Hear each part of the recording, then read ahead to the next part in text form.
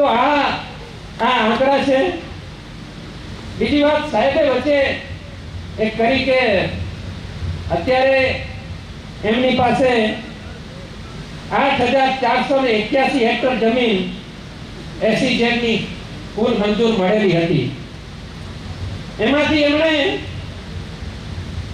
4 જુલાઈ 2019 ના ગેજેટ અનુસાર 46 હેક્ટર જમીન બિન સૂચિત કરી છે.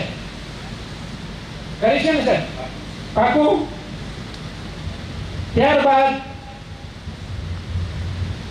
29 નવેમ્બર 21 અને સપ્ટેમ્બર 21 2022 ના ગેજેટ આદેશ અનુસાર 200 અને 0.405 એમ કુલ મળીને 246 હેક્ટર જેવી જમીન આપણે SEZ ની બહાર કાઢી નાખી. રાઈટ? તમારી પાસે એ કરવાનું સત્તા છે. વાણિજ્ય મંત્રાલયમાંથી મંજૂરી લઈને આપ કરી શકો છો. રાઈટ સાહેબ?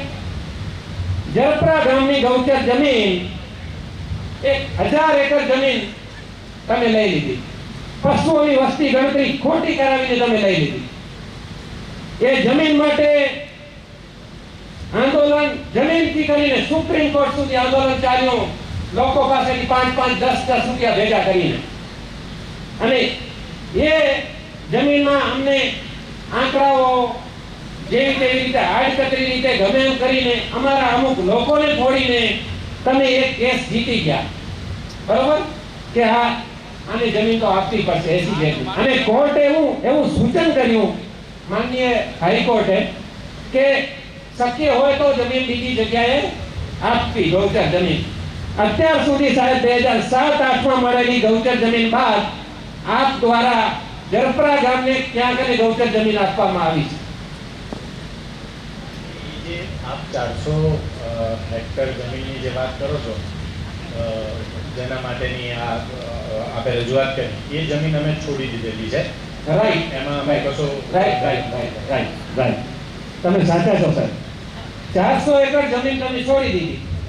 એપ્લિકેશન કરી 2012 ની અંદર માનનીય શ્રી કલેક્ટર શ્રીને. એપ્લિકેશન ની અંદર તમારી શરત છે કે 22 એકર કે એની આસપાસની જમીનના કંઈક અમે પૈસા ચૂકવશું. જે જમીન તમને અનસર્વડની અંદર ક્યાંક મુશ્કેલી ઊભી થઈ હતી એના કારણે ચૂકવવા તમે તૈયાર હતા. બાકીની જમીન અમને અદલા બદલાના સ્વરૂપે આપવામાં આવે.